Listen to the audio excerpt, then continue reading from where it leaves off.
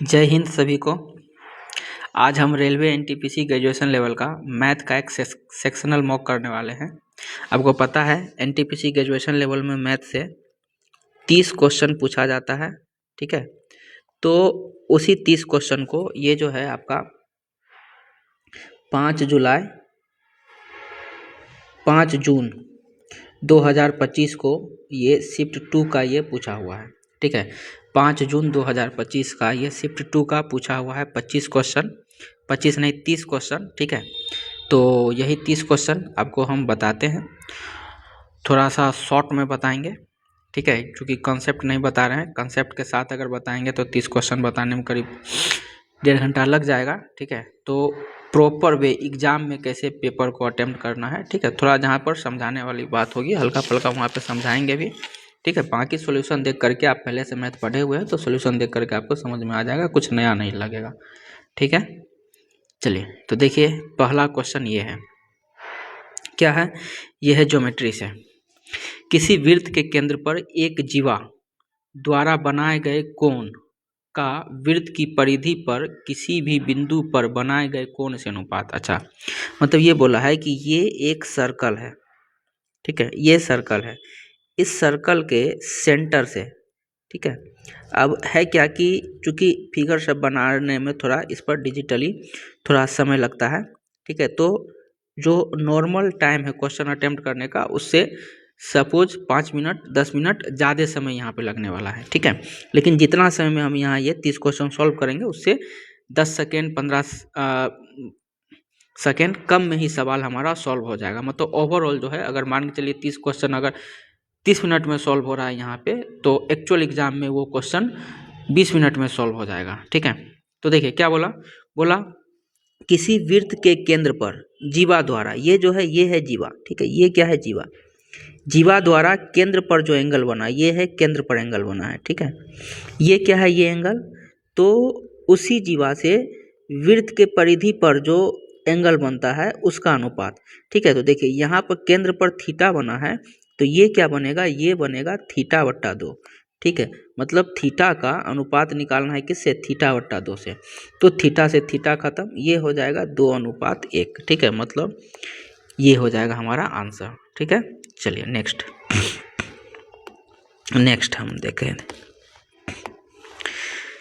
कहता है समीकरण x² - 2x + 3 = 0 का विविधकर क्या होगा, विवेचक क्या होगा, ठीक है। यह भी निर्धारित करें कि इस समीकरण में कितने वास्तविक हल हैं। तो देखिए केवल विविधकर निकाल देंगे, कहे कि ऑप्शन क्या है यहाँ पे, सारा ऑप्शन अलग अलग है, तो केवल विवेचक निकाल देंगे, उसी से हमारा काम चल जाएगा। तो देखिए विविधकर विवेचक मतलब d बराबर क्या होता है, तो ये होता है b² - 4ac, ठीक है, b² - 4ac। तो यहाँ पर ये जो समीकरण दिया हुआ है, समीकरण दिया हुआ है x² - 2x + 13 = 0, ठीक है। तो a बराबर है 1, b बराबर है -2, c बराबर है कितना 13। तो ये क्या हो जाएगा, ठीक है, -2 का स्क्वायर -4 गुना में 1 गुना में 13, तो 2 का स्क्वायर हो जाएगा 4 -13 चौका 52, मतलब क्या हो जाएगा माइनस का 48, ठीक है। कौन सा, बी, सिंपल ही है, ठीक है। कमलेश 10,000 में कुछ साड़ियाँ और कुछ सूट खरीदता है। प्रत्येक साड़ी की कीमत 1500 और प्रत्येक सूट की कीमत 1000 है, ठीक है। साड़ियाँ और सूट मिला करके, साड़ी और सूट मिला करके 8 है, ठीक है। तो सूट और साड़ियों की संख्या ज्ञात करें, सूट और साड़ी की संख्या ज्ञात करें, सूट और साड़ी मिला करके कितना है, 8 है। तो ये तो ऑप्शन में कौन कौन 8 हो रहा है, ए भी 8 है, बी भी 8 है, सी भी 8 है, सब 8 हो रहा है। तो चलिए ऑप्शन सही करते हैं, जल्दी हो जाएगा, ऑप्शन सही करना है जल्दी क्या। तो देखें 1500 में एक साड़ी, टोटल 2 साड़ी खरीदा, प्लस में 1000 में एक सूट, टोटल 6 सूट खरीदा, तो ये हो जाएगा कितना 9000। मतलब 10,000 खर्चा किया, 10,000 नहीं पूरा, माने ये आंसर नहीं होगा। यहाँ देखिए 1500 में एक साड़ी 4 साड़ी खरीदा, फिर 1000 में एक सूट, टोटल 4 सूट, ये हो जाएगा हमारा 10,000। ये सॉल्व कर रहे हैं, ये सब सवाल है देख करके टिक मारने वाला, ठीक है। ये हम सॉल्व कर रहे हैं, इसका मतलब ये नहीं, ठीक है। चलिए अब क्या है, एक लंब वृत्तीय शंकु का वक्र पृष्ठीय क्षेत्रफल 6500 पाई वर्ग सेंटीमीटर है और इसके आधार का व्यास 100 सेंटीमीटर है। तो शंकु की ऊंचाई ज्ञात करें। शंकु का ऊंचाई देखिए, शंकु क्या होता है, इस तरह से शंकु होता है, ठीक है।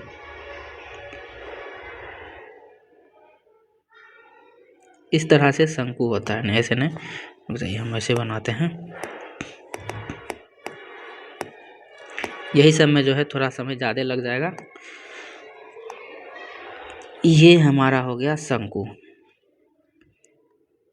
शंकु का ऊंचाई पूछा है, ठीक है। ये ऊंचाई, ये हमको ये ऊंचाई बताना है, ये शंकु का ऊंचाई बताना, और ये होता है 90 डिग्री, ठीक है। ये है L, ये है H, ये है R। अब ये क्या होता है, ये जो है हमारा एक समकोण त्रिभुज बन गया, ठीक है। ये बन गया एक समकोण त्रिभुज, ठीक है, जिसमें कि ये L है, ये H है, ये R है, ठीक है। तो देखिए कर्व सरफेस एरिया क्या होता है, अच्छा व्यास कितना है, व्यास है 100 सेंटीमीटर, तो त्रिज्या कितना हो जाएगा, व्यास का आधा 50 सेंटीमीटर।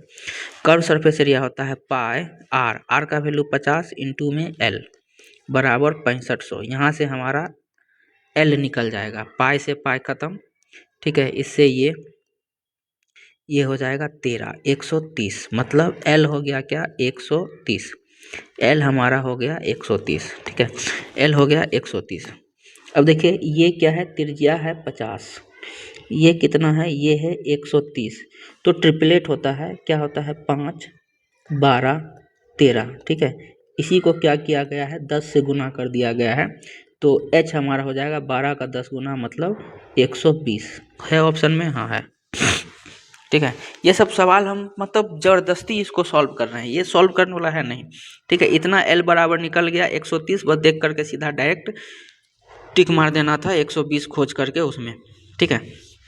चलिए, मंजीत अपनी आमदनी का 40% खर्च करता है, यदि वह 18,000 बचाता है तो आय क्या है। देखिए 40% खर्च किया मतलब बचाया कितने, 60%, यही 60% का वैल्यू क्या है 18,000, मतलब 18,000 जो है, ठीक है, 60% का वैल्यू है, 100% का वैल्यू निकालना है। 6 त्रिक 18, 3,000 है कहीं पर, हाँ ये है आंसर, ठीक है।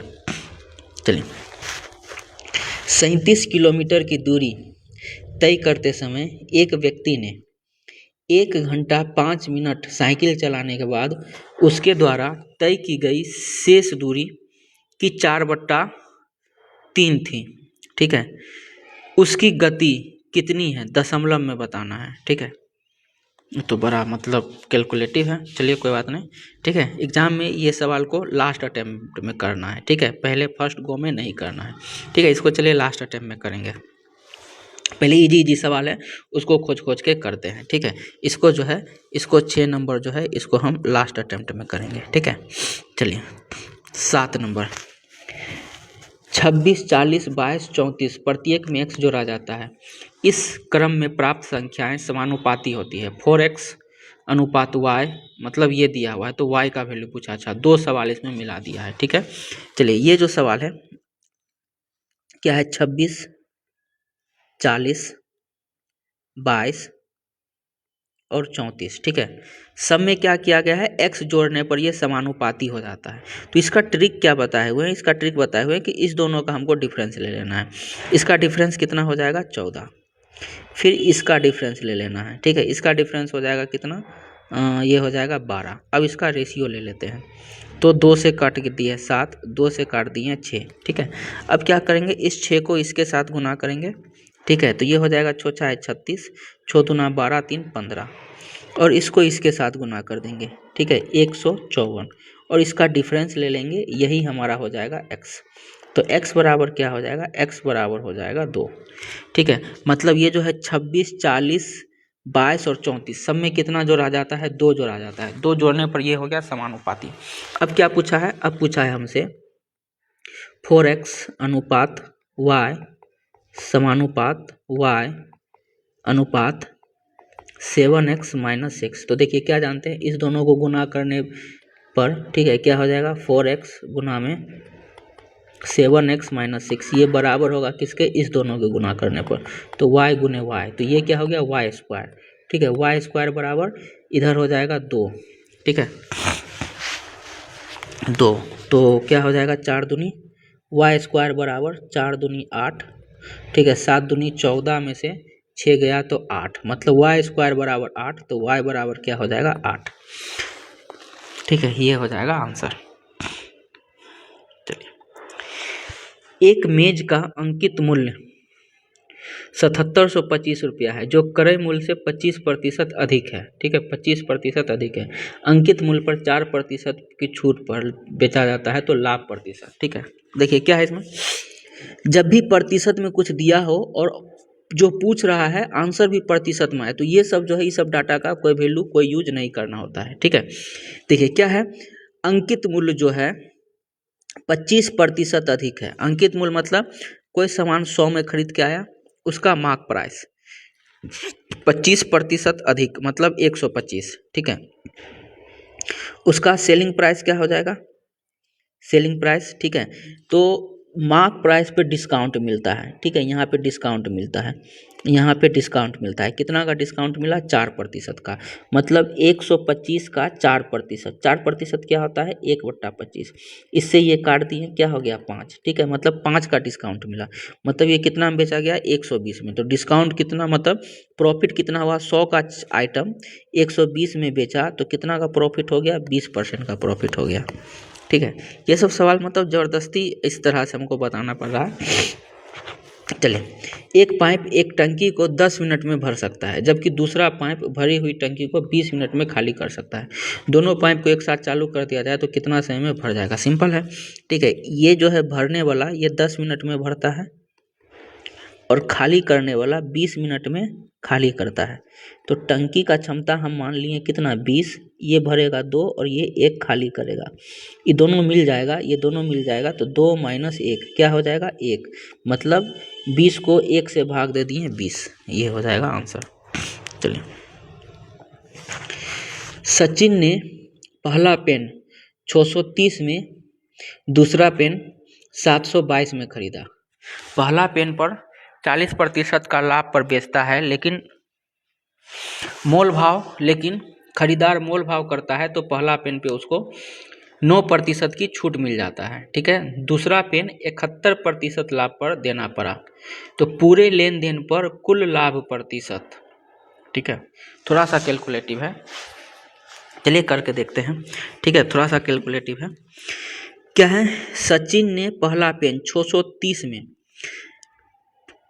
खरीदा, ठीक है, और इसको 70% लाभ पर बेचना चाहा, मतलब वो क्या चाहा कि 70% लाभ पर हम बेच दें, लेकिन ग्राहक क्या किया 9% का उस पर डिस्काउंट करवा लिया, तो 9% का ये हो गया डिस्काउंट, ठीक है, तो ओवरऑल कितना का प्रॉफिट हुआ, तो ये हम सक्सेसिव से निकाल लेंगे, ठीक है, सक्सेसिव से निकाल लेंगे, तो ये हो जाएगा 70 में से 9 गया 61 माइनस, इससे ये 9 साते 63, 6.3, ठीक है, इतना प्रतिशत, तो इसमें से 7 घटा लेंगे, 60 में से 6 घटा लिए तो हो गया 54.7% का क्या हुआ उसको प्रॉफिट हुआ, ठीक है, पहला पेन पर, तो खरीद के कितना में लाया था पहला पेन 630 में, इसको क्या किया 54.7% के प्रॉफिट पर बेच दिया, ठीक है, प्रॉफिट पर बेच दिया, तो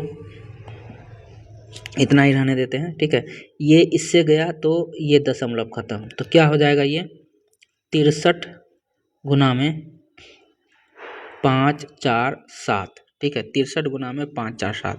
दूसरा देखते हैं, दूसरा का कॉस्ट प्राइस क्या है 722, इसको क्या किया तो 71% के लाभ पर बेचा, मतलब 722, इसको फिर 100 से भाग भी देंगे, 100 से भाग भी देंगे, ठीक है, 722 इसको 71% के लाभ पर बेच दिया, ठीक है, 71% के लाभ पर बेच दिया, तो देखिए 100 से भाग यहाँ भी दे रहे हैं, 100 से भाग यहाँ भी दे रहे हैं, मतलब आंसर जो भी होगा दशमलव के बाद 2 अंक लेना पड़ेगा, ठीक है, ये हो गया।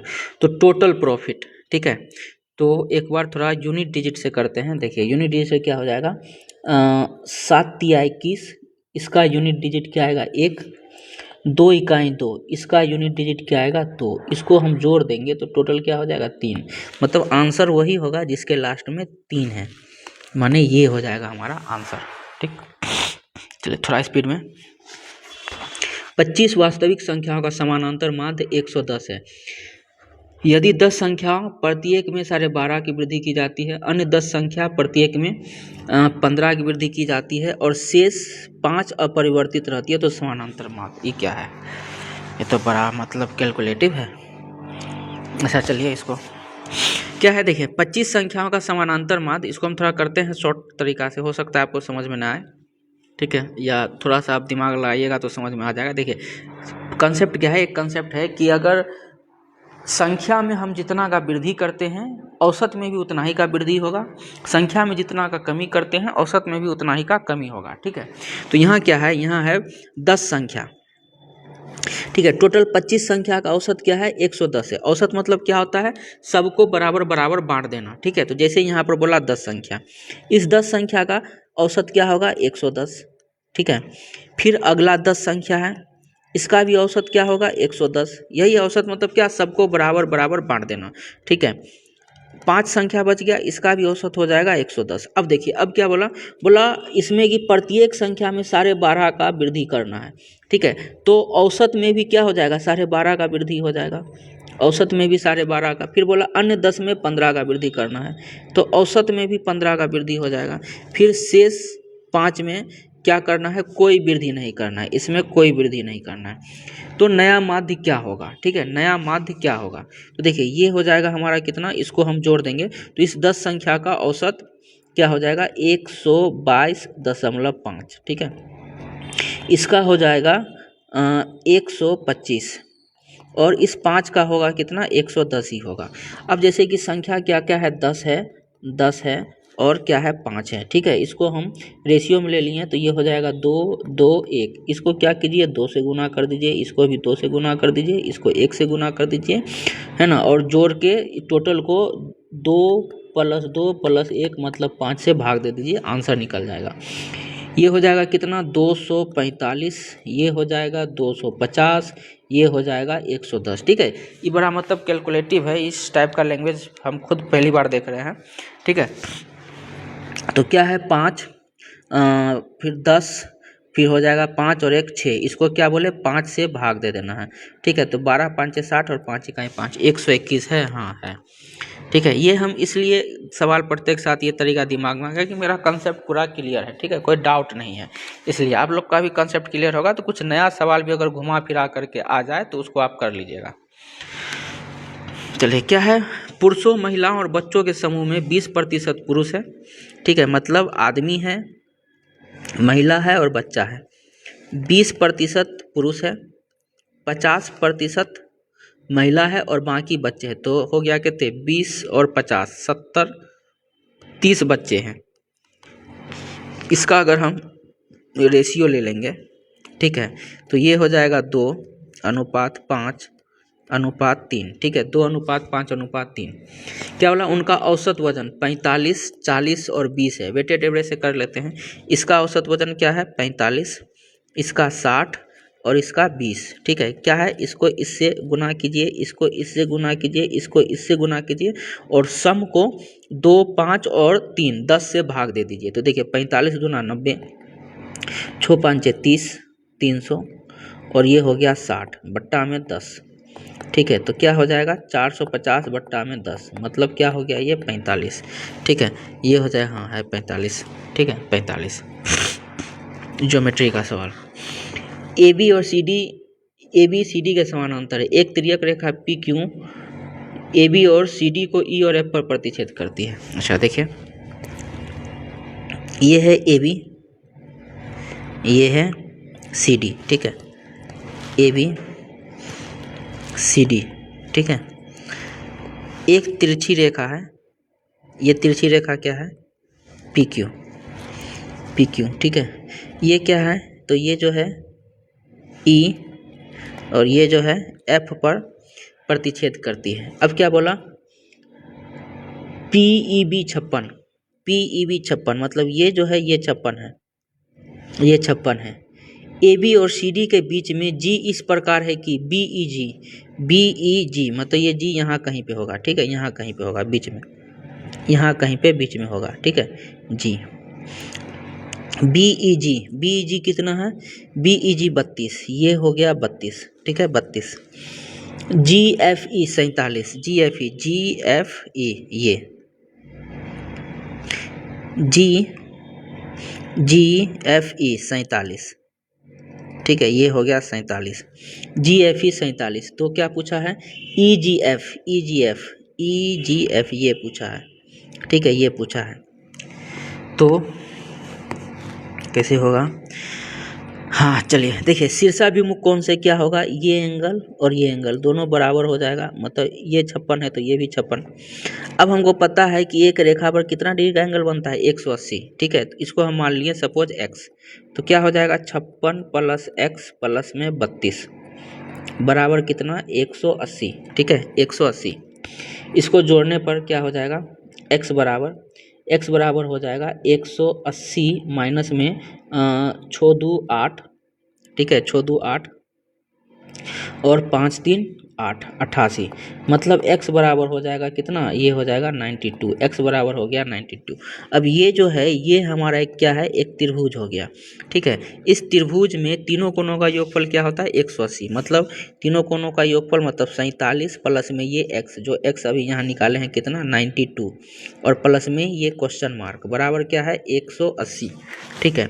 तो क्वेश्चन मार्क बराबर क्या हो जाएगा 180 माइनस 7 2 9, ठीक है 7 4 9 4 13 और 1 14, ठीक है, मतलब ये हो जाएगा हमारा 31, 31 क्या है 7 2 9, ठीक है 9 4 13 9 4 13 9 4 13, मतलब ये हो जाएगा कितना 41 है, हाँ है, ठीक है।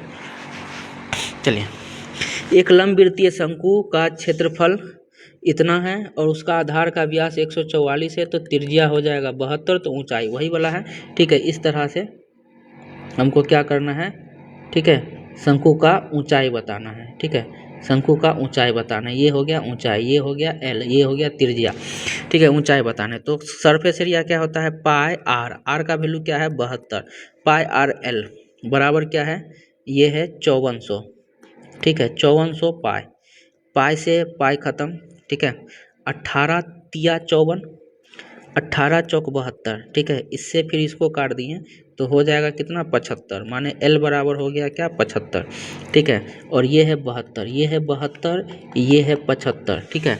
तो H क्या हो जाएगा, कोई ट्रिपलेट 75 72, हाँ देखिए हमको क्या पता है 7, ठीक है, हमको पता है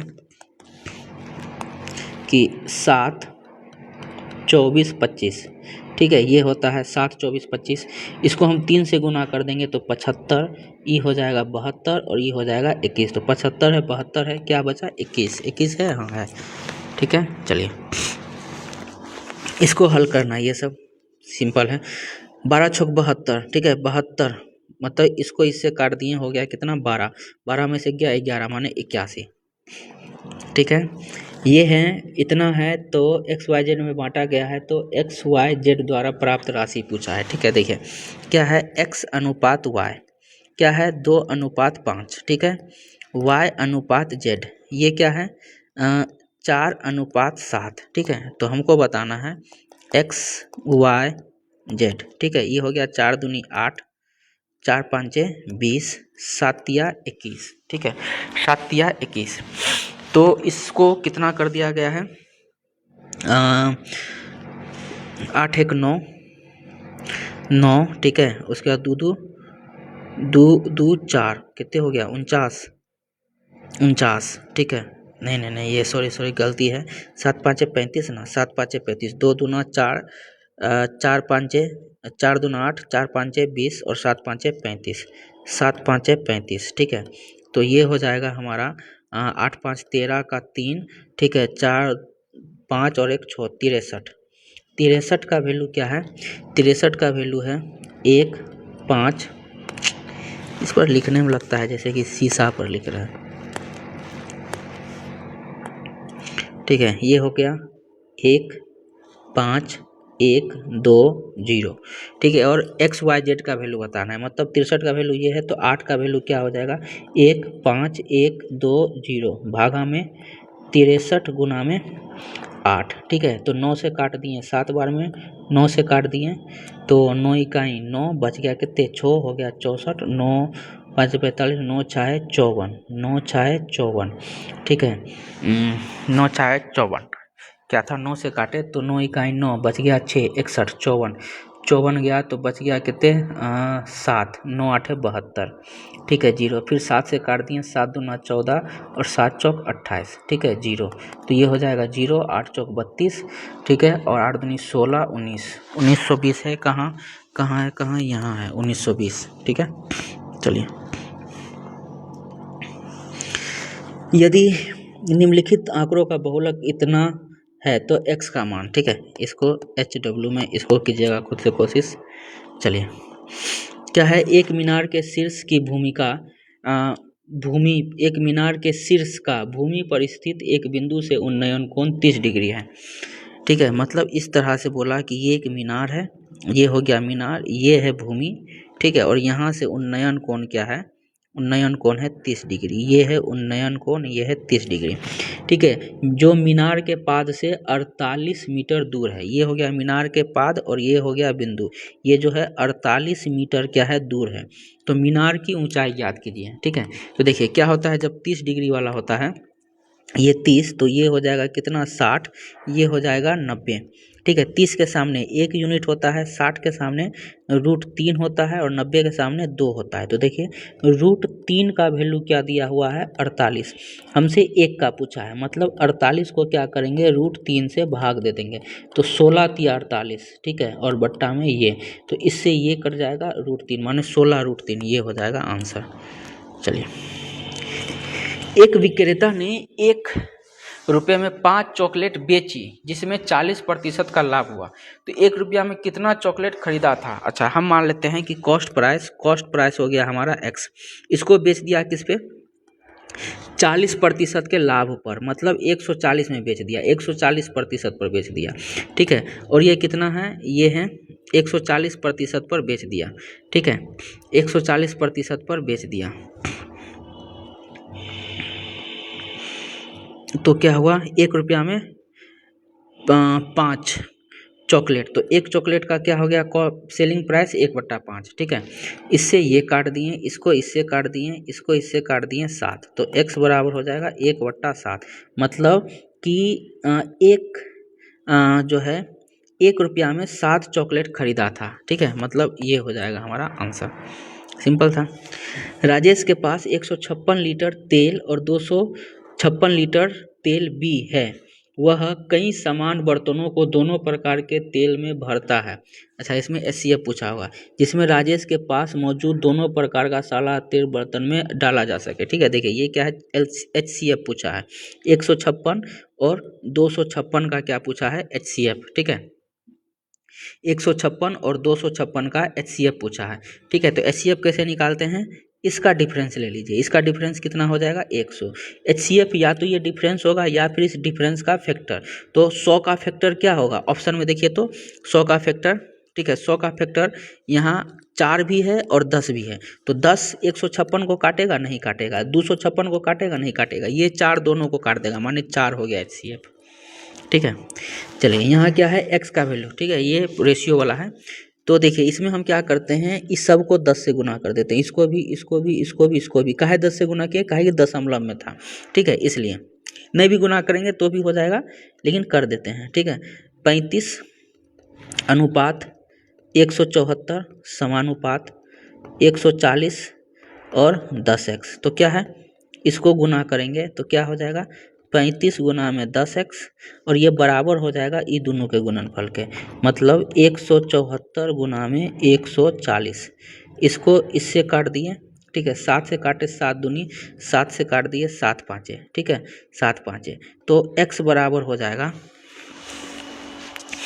x बराबर हो जाएगा, ये क्या हो जाएगा ठीक है, 174 गुना 2 बट्टा में 5, ठीक है, तो 4 चौक 16, 6 है कहीं पे, हाँ ये हो जाएगा आंसर।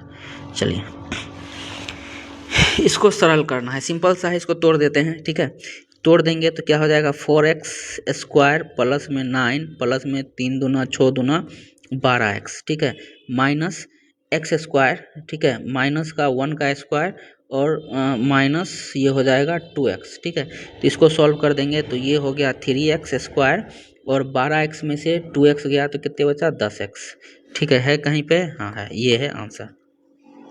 चलिए नेक्स्ट, यदि 47,100 को 9% वार्षिक ब्याज दर से 2 वर्ष के लिए दिया जाता है तो वार्षिक ब्याज रूप से संयोजित चक्रवृद्धि ब्याज और साधारण ब्याज के बीच का अंतर। देखिए बहुत सिंपल है, 47,100 कितना 9% है तो 2 वर्ष का चक्रवृद्धि ब्याज, ठीक है, 2 वर्ष का कंपाउंड इंटरेस्ट और सिंपल इंटरेस्ट के बीच का डिफरेंस क्या हो जाएगा 9×81, ठीक है, मतलब 0.81%, मतलब इसका हम क्या करेंगे सीधा 0.81% निकाल लेंगे, तो प्रतिशत से ई 2 जीरो खत्म, ठीक है, उसके बाद क्या करना है 4 7 1 को 81 से गुना कर देंगे, ठीक है, तो ये हो जाएगा 4 7 1, ज़्यादा पुराने 2 अंक की हम निकालेंगे, उधर से हो जाएगा 8 और 8 7 56, ठीक है, यहीं से हो जाएगा 1 8 7 15, ठीक है, 51 दशमलव में 51, ये हो जाएगा आंसर, ठीक है। 1 मिनट, हेलो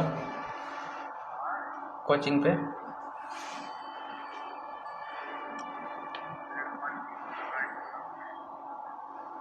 आ गई।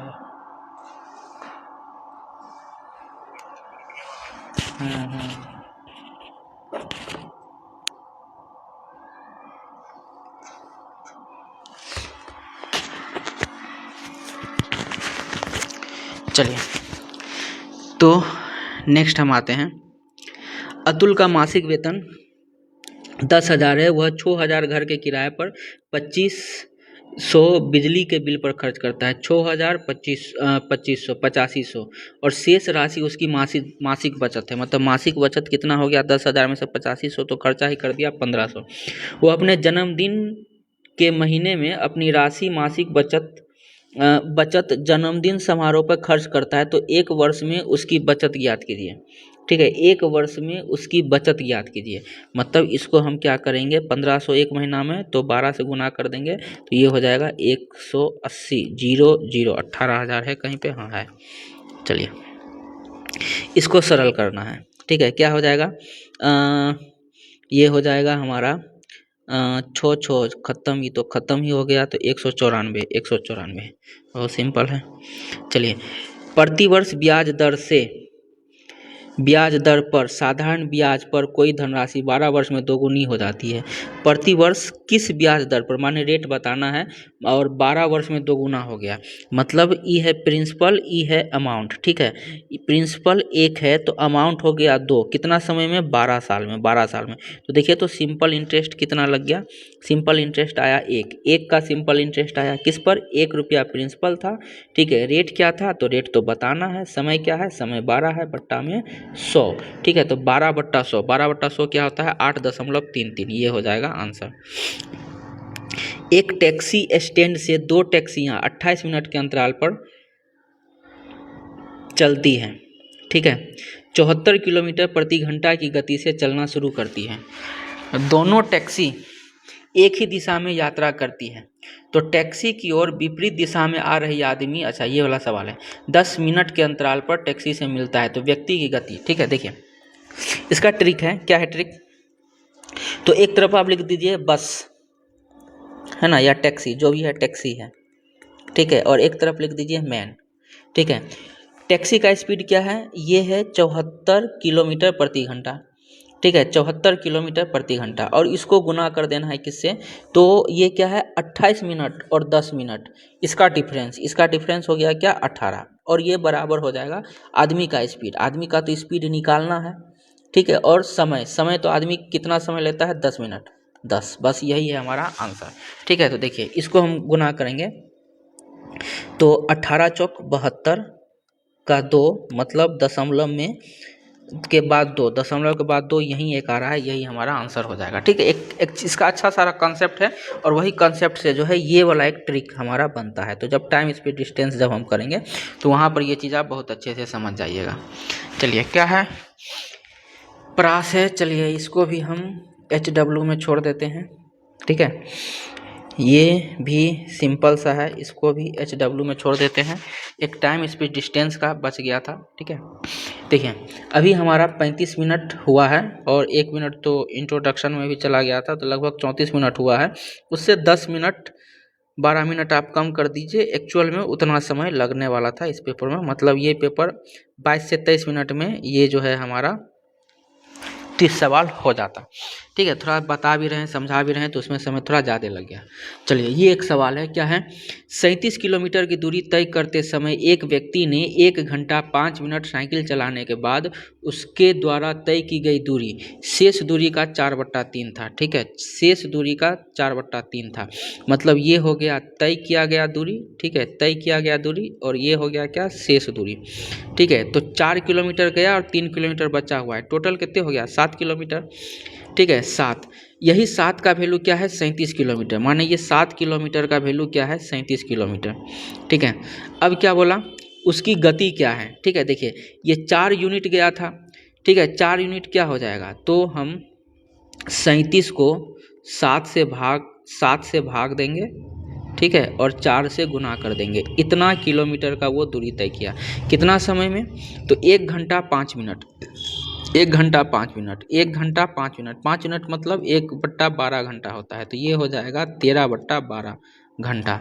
ठीक है, तो हम क्या करेंगे, ये जो है स्पीड बताना है, स्पीड बराबर डिस्टेंस, डिस्टेंस कितना दूरी तय किया, 37/7 गुना में 4, और समय क्या है, समय है 13/12। ठीक है, ये है समय। तो इसको सॉल्व करना है, यही सॉल्व करना कैलकुलेटिव है। ठीक है, चलिए कोशिश करते हैं, समय तो लगेगा इसलिए इसको लास्ट के लिए छोड़ दिए थे। तो ये हो गया हमारा 37 गुना 4 गुना में 12 बट्टा में 7 गुना में क्या हो जाएगा, 13। ठीक है, तो देखिए यहाँ पर क्या हो जाएगा, 12 चौक 48 और 13, 12 चौक 48, 48 को हम 13 से भाग देते हैं। ठीक है, 48 को हम 13 से भाग देते हैं, तो क्या हो जाएगा, 13 तिया 39, 13 तिया 39। ठीक है, बच गया कितना, 9, 13 7 91, लगभग में, अप्रोक्सीमेट में। ठीक है, ये हो गया हमारा 37 गुना में 3.7 और बट्टा में 7। अब देखिए 37 गुना में 3.7, इसको भी 37 मान के चलिए, तो 37 गुना 37, आपको क्या पता होना चाहिए, 37 का स्क्वायर पता होना चाहिए। ठीक है, 37 का स्क्वायर अगर आपको पता है तो आप तुरंत लिख दीजिएगा, 37 का स्क्वायर जैसे होता है 1369, दशमलव के बाद एक अंक था तो बैठा दीजिए, और बट्टा में 7। इसलिए बोलते हैं 1 से 60 तक का स्क्वायर पता होना चाहिए। कब ये 1 से 60 तक का स्क्वायर आपको धप्पा दे देगा, ठीक है, उसका कोई ठीक नहीं है। चलिए 7 से भाग देते हैं, स्क्वायर पता था हम तुरंत लिख दिए, नहीं पता होता तो फिर इसको निकालते हैं, इसी में थोड़ा समय का क्या हो जाता है, डिफरेंस हो जाता है। ठीक है, तो इसको हम 7 से भाग दे देंगे, 7 से भाग दे देंगे तो हो जाएगा कितना, 7 इकाई 7। ठीक है, 7 इकाई 7, फिर बच गया कितना, 3 3 6। ठीक है, छोड़ छोड़, ठीक है, 7 नमा 63, 7 नमा 63, 66 था, 7 नमा 63, मतलब 19 दशमलव समथिंग, 19 दशमलव समथिंग इसका हो जाएगा आंसर। कैलकुलेटिव सवाल था, फिर भी इसको थोड़ा हम जल्दी सॉल्व कर दिए। ठीक है, तो समझ में आया, इस प्रकार से सॉल्व करना था। लगभग यहाँ पे हमारा लग गया पूरा सॉल्व करने में 36 मिनट करीब लगा होगा, लेकिन इसमें हम आपको समझाए भी, तो उसमें से प्रॉपर जब हम इसको सॉल्व करते बिना किसी को कुछ बताए, मुंह बंद करके, बस केवल सवाल में ABCD हमको टिक मारना है सही में, तो लगभग ये 22 से 23 मिनट में ये सवाल पूरा पेपर ये सॉल्व हो जाता है। ठीक है, चलिए तो रहने देते हैं, फिर कल इसी तरह से बताइएगा। ठीक है, आपको कैसा लगा। अच्छा हाँ, इसका अगर आपको चाहिए, इस सवाल का अगर जो भी हम आपको बताए हैं, ये जो अभी PDF आपको अगर चाहिए, तो इसके लिए आपको क्या करना है, टेलीग्राम पे जाना है। ठीक है, टेलीग्राम पे जाना है और टेलीग्राम पे आप लिखिएगा सौरभ सुमन मैथ,